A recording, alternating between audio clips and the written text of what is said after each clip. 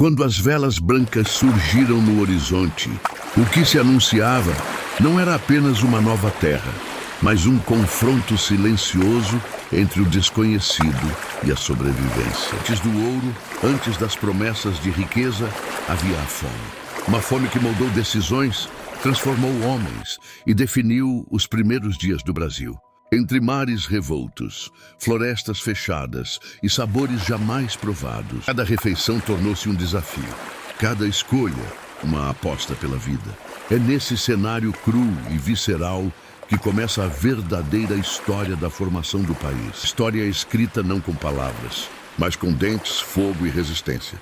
Quando as primeiras embarcações romperam a linha do horizonte, trazendo homens exaustos e olhos famintos, ninguém imaginava que a maior batalha não seria contra a mata, fechada os povos que ali viviam, mas contra o próprio estômago. A terra que se apresentava diante deles era vasta, úmida, pulsante, mas não oferecia respostas fáceis. O chão não dava pão, o clima não respeitava o sal, e o tempo parecia conspirar contra cada tentativa de repetir a vida deixada do outro lado do oceano. O Brasil se revelava não como promessa, mas como prova. Nos primeiros dias, que sustentava os corpos eram restos do velho mundo, lachas duras como pedra, carnes secas ao sol, vinho azedo guardado em tonéis cansados. Nada daquilo fora feito para durar sob o calor úmido e constante. O alimento apodrecia, mofava, perdia o gosto e, muitas vezes, a segurança.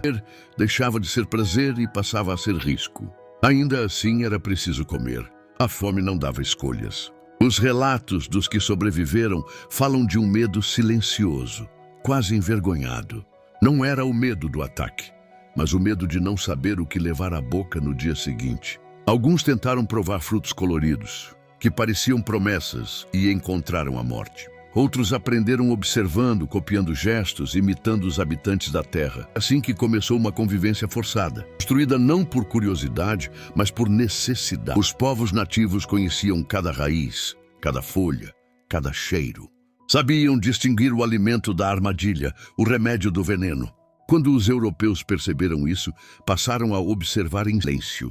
Viram mãos firmes rasparem raízes duras, espremê-las até retirar o veneno invisível e secar a massa sobre o fogo lento. Aquela farinha simples sustentava corpos inteiros. Leve, durável, confiável, a mandioca não pedia luxo, apenas respeito. E foi ela que manteve vivos muitos dos que jamais entenderam sua origem. Aos poucos, o estranhamento deu lugar à adaptação. Peixes assados sobre brasas abertas, carnes defumadas para resistir aos dias seguintes, que queimavam a língua e refrescavam ao mesmo tempo. O sabor da terra entrava no corpo como um choque. Alguns se encantavam, outros resistiam, fiéis à memória do trigo e do vinho. Mas a fome não respeitava a nostalgia. Quem insistia demais fraquejava. Havia também o espanto diante da abundância que não se podia dominar. Árvores carregadas, rios cheios, mas nada disso garantia sobrevivência imediata. Preciso aprender quando colher, como preparar, quanto comer. A floresta não perdoava erro. Cada refeição mal compreendida cobrava seu preço em febre, dor ou morte. Assim, dia após dia, os recém-chegados aprendiam, errando, observando, repetindo. Com o tempo, começaram a misturar o que traziam com o que encontravam. Um pouco de sal europeu sobre o peixe local, fio de azeite sobre a raiz assada. Assim nasceu uma comida sem nome, sem receita, mas profundamente brasileira. Era simples, áspera, funcional. Alimentava o corpo e mantinha a esperança de permanecer vivo mais um dia. Enquanto o tempo avançava, a comida improvisada deixava de ser apenas sobrevivência. Tornava-se hábito, tornava-se memória, tornava-se identidade. No fogo improvisado, nos gestos repetidos, na partilha silenciosa ao redor das brasas, nascia algo maior que a fome. Nascia a primeira forma de pertencimento àquela terra que, aos poucos, deixava de ser apenas um lugar desconhecido e começava a ser chamada de lar. Com o passar do tempo, a rotina da fome deixou de ser surpresa e passou a ser método. Os homens aprenderam a medir o dia não pelo relógio, mas pelo que havia para comer. O amanhecer trazia a pergunta silenciosa: que hoje nos manterá vivos? E a resposta vinha do fogo, da caça incerta, da troca silenciosa com os povos da terra. A sobrevivência deixou de ser acaso e passou a ser construção diária, feita de tentativa, erro e resistência. As mãos que antes empunharam espadas passaram a manejar facas de madeira, redes de pesca, cestos trançados. O corpo europeu, acostumado à pedra e ao trigo, começou a se curvar ao ritmo da mata. A alimentação moldava o corpo e, com ele, o espírito. Os que resistiam à mudança adoeciam. Os que aceitavam aprendiam a viver de outro modo. Comer já não era apenas ingerir. Era adaptar-se, negociar com o ambiente, ceder para permanecer. Com o tempo, o fogo tornou-se ponto de encontro.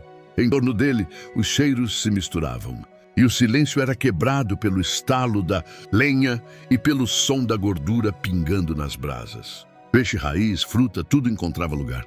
A comida deixava de ser improviso e passava a ser costume. Cada gesto repetido criava uma rotina, e cada rotina uma cultura nascente. A presença indígena permanecia como guia silencioso. Eram eles que sabiam quando colher, como preservar, quando esperar. Seu conhecimento não vinha de livros, mas de gerações inteiras observando a terra. Os europeus, mesmo sem compreender por completo, aprendiam pela necessidade. Poucos, o olhar estrangeiro se transformava. O que antes parecia estranho tornava-se essencial. O que parecia rude tornava-se sabedoria. A alimentação passou a definir relações. Ter junto significava confiança. Recusar significava distância. Ao redor da comida, alianças eram feitas, ações amenizadas e conflitos adiados. O alimento tornava-se linguagem.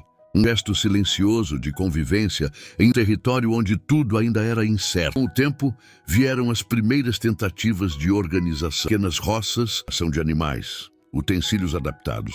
Ainda assim, nada era estável.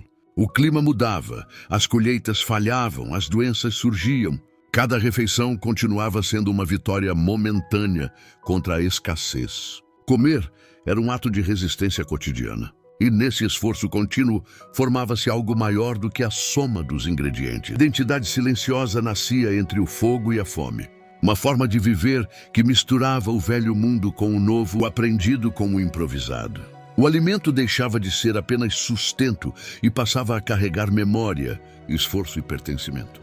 Com o passar dos anos, começou como necessidade, tornou-se herança. A mandioca, o peixe, o milho, as frutas e os temperos atravessaram gerações, moldando gostos, hábitos e histórias. Cada refeição carregava ecos daquele início duro, quando comer significava sobreviver. E talvez seja por isso que até hoje, comida brasileira tenha algo de resistência em seu sabor. Traço de luta, de adaptação, de engenho. Um flexo direto daqueles primeiros dias e tudo era incerteza, exceto a necessidade de seguir em frente. Se você chegou até aqui, é porque essa história também fala com você. Curta este vídeo, compartilhe com quem valoriza as origens e conte nos comentários de qual cidade você assiste.